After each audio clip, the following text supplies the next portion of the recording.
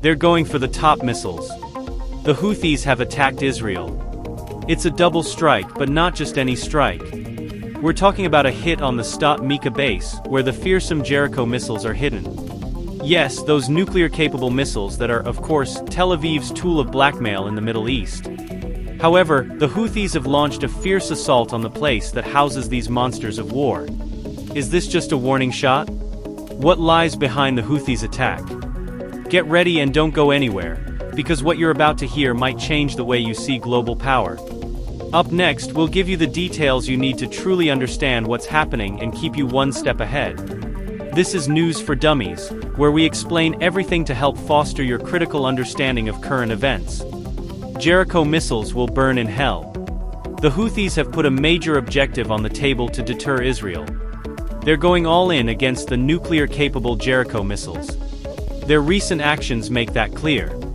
Yemen's armed forces have launched a series of airstrikes and ballistic missile attacks with the clear goal of destabilizing not only Israeli security, but also ending the control of weapons of mass destruction, arms that Israel has kept under strict secrecy. Among the strategic targets of this attack, as mentioned, are the Jericho missiles, a ballistic missile system with nuclear capability. Where was the impact? We'll talk about that shortly. What's true is that the recent attack triggered sirens across Israel. Here's a video that confirms it. But let's talk about the Jericho missiles. These missiles, developed by Israel in the 1980s, have a range of up to 1,500 kilometers, making them a formidable tool for ensuring nuclear deterrence in the Middle East. The Jericho is a vital part of Israel's defense system, tied to the need for a nuclear response capability against potential regional threats. The attack was aimed at the Stat Mika air base, located in the Astat region, where Israel is known to store these Jericho missiles. It's a strategically significant strike. To reiterate, it was a direct attack on Astat. If the Jericho missiles were destroyed or rendered inoperable, Netanyahu and the Israeli leadership would see their nuclear strategy and deterrence capabilities severely compromised.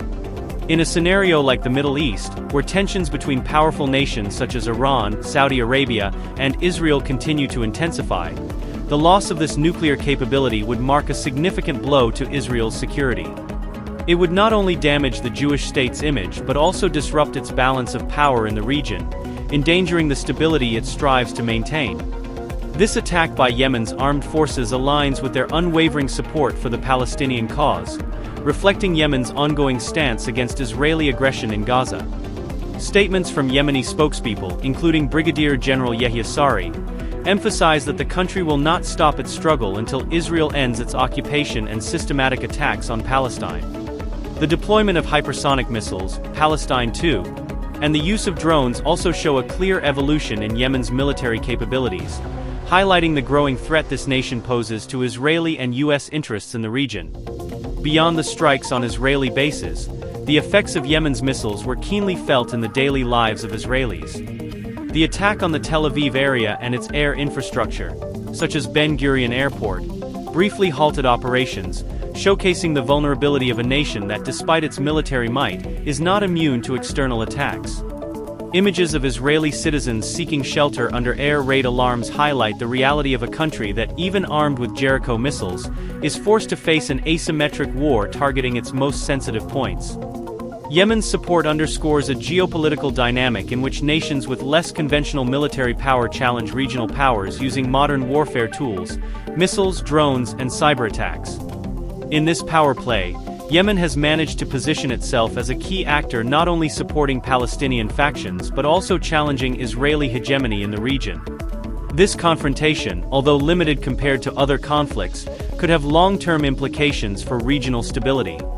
Yemen's stance also reflects a broader resistance policy in the Arab world, where countries like Iran, Hezbollah, and Palestinian factions aim to weaken Israeli dominance in the Middle East. The destruction of the Jericho missiles would be a blow to Israel's nuclear ambitions, and would alter the region's strategic balance.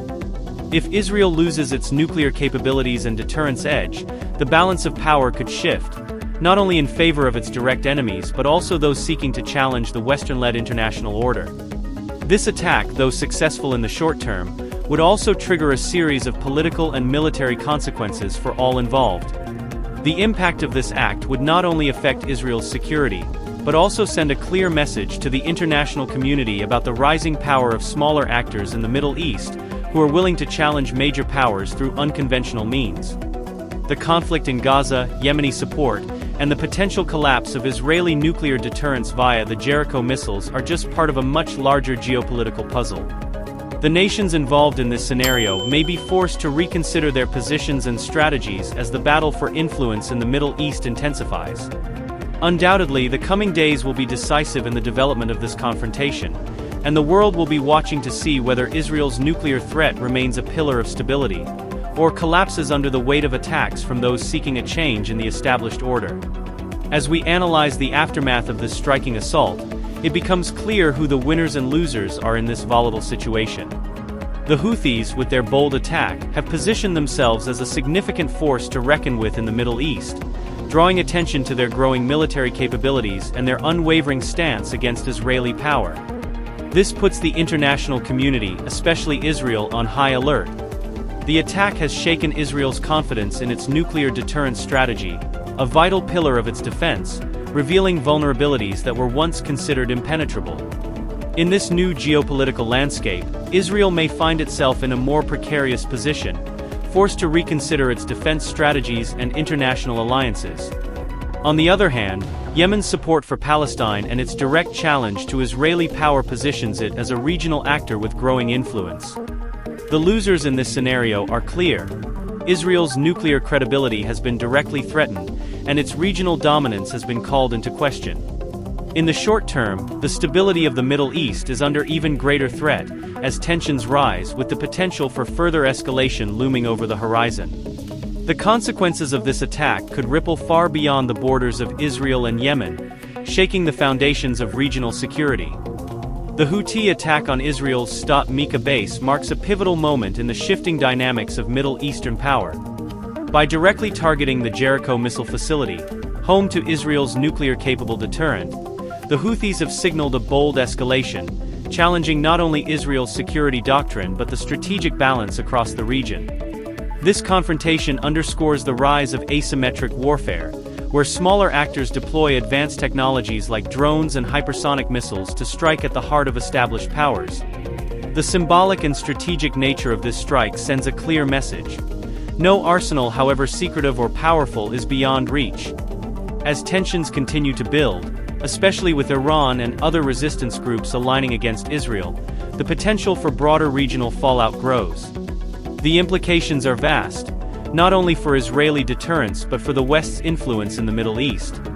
This event might trigger a chain reaction of military responses, diplomatic reshuffling, and strategic realignments across multiple fronts.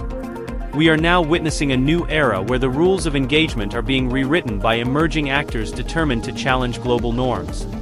Whether this leads to de-escalation or further chaos will depend on the next moves made in this high-stakes geopolitical chess game. Now it's your turn. If you found this analysis revealing, leave us a comment with your opinion on this conflict. Do you believe the Houthis can truly cripple Israel's nuclear capability? What would that mean for the balance of power in the Middle East? Subscribe if you haven't already, because we'll be following the evolution of this story minute by minute. Hit the bell icon so you don't miss the next video, where we'll analyze which countries might intervene next, and how this attack could ignite a much larger confrontation. And if you want to understand how the Houthis became such a powerful regional force, click now on the video on screen. It'll change how you see the conflict in Yemen forever.